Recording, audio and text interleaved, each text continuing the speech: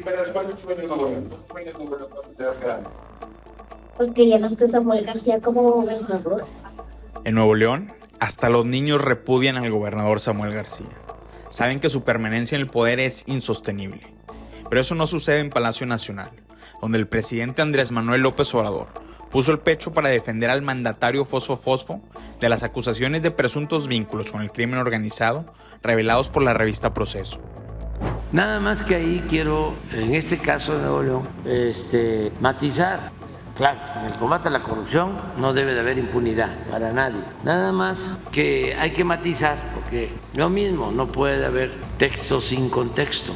Y ahí hay que tener en cuenta que han querido quitar al gobernador, los del PRI, los del PAN, con el apoyo del periódico El Norte, de Junco. Samuel García es el objetivo de al menos una decena de expedientes de la Fiscalía General de la República y de la Fiscalía General de Justicia de Nuevo León, relacionados con una larga lista de ilícitos que tienen al Estado navegando en la ingobernabilidad.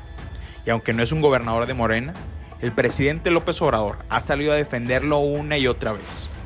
¿Qué se esconde detrás de esta protección a ultranza de un gobernador que está en la antesala de un juicio político? La única respuesta podría estar en la gestación de un pacto entre Morena y Movimiento Ciudadano, para que el presidente y el partido en el poder alcancen su ansiada mayoría calificada en el Senado, el Pacto Fosforena. Hasta la noche del jueves, 42 de los 43 senadores de oposición se han comprometido públicamente a votar en contra de la reforma judicial. El único legislador que ha guardado silencio cómplice es Francisco Daniel Barrera, senador de Movimiento Ciudadano por Campeche y un operador político cercano a Dante Delgado, el dirigente nacional del Partido Naranja. Las sospechas rodean a Movimiento Ciudadano. La defensa que ayer hizo el presidente de Samuel García no es el único motivo de especulación. La semana pasada, el gobernador emesista de Jalisco, Enrique Alfaro, visitó Palacio Nacional. En un mensaje en redes sociales, el antiguo opositor naranja se desenvolvió en elogios para el presidente. Abro comillas. Más allá de cualquier diferencia de carácter político, siempre hemos hablado con respeto y con afecto mutuo.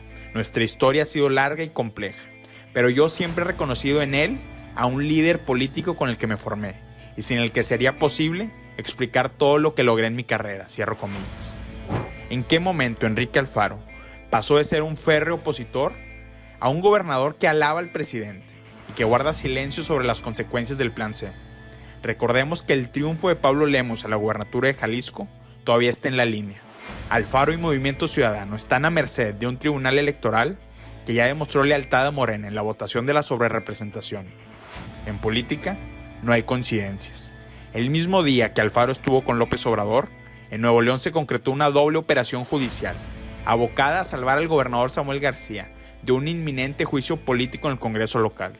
Primero, la Suprema Corte de Justicia de la Nación desechó el nombramiento del fiscal estatal Pedro Arce.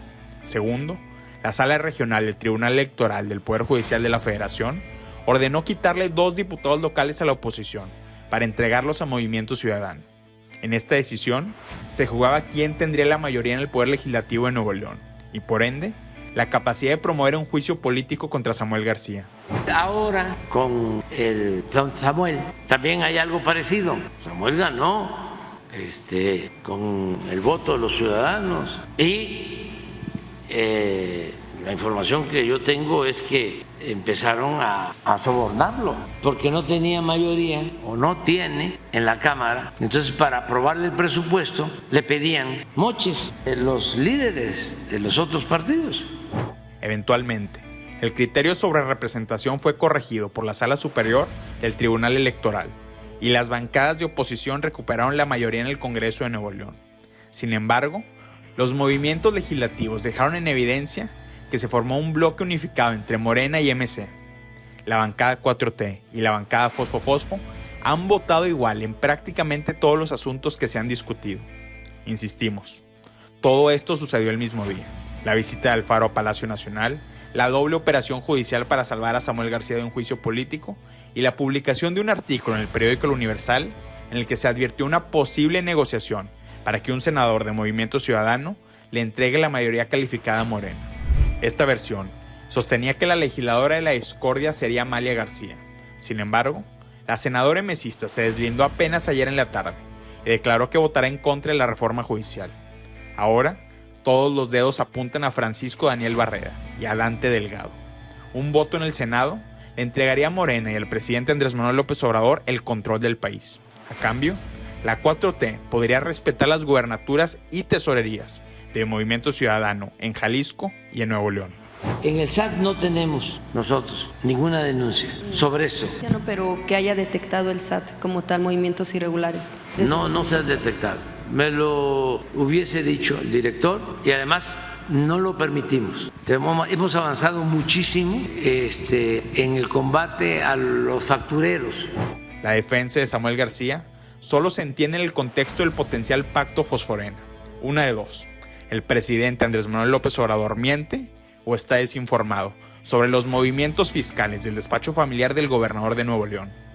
Las investigaciones de la Fiscalía General de la República, de la Fiscalía de Nuevo León y de la Unidad de Inteligencia Financiera están sustentadas con base en registros del SAT. Las triangulaciones de proveedores del gobierno de Nuevo León, a firma jurídica y fiscal abogados, están sustentadas con base en registros del SAT. Los pagos de empresas de tráfico de hidrocarburos a García Mascorro Abogados están sustentadas con base en registros del SAT. Esto incluye a un poderoso operador del Huachicol en Tamaulipas y a un familiar de una exsecretaria de Estado Federal. Las transferencias realizadas a Consultoría Lefinco, propiedad de Marcelo Flores Serna, de parte de una red de empresas fachada del cártel de los de Beltrán Leiva, están sustentadas con base en registros del SAT. ¿El presidente miente o está desinformado? No sería la primera vez. En la recta final de la campaña por la gubernatura de Nuevo León, un juez federal estuvo a punto de emitir órdenes de aprehensión contra Samuel García y contra miembros de su familia, pero una negociación política al más alto nivel impidió que el candidato emesista fuera arrestado bajo cargos de delincuencia organizada y operaciones con recursos de procedencia ilícita. Alguien muy poderoso convenció al presidente Andrés Manuel López Obrador de que era más ventajoso utilizar y extorsionar a Samuel García que detenerlo. Ese fue el origen del pacto fosforeno. La mayoría calificada bien vale 2 gubernaturas.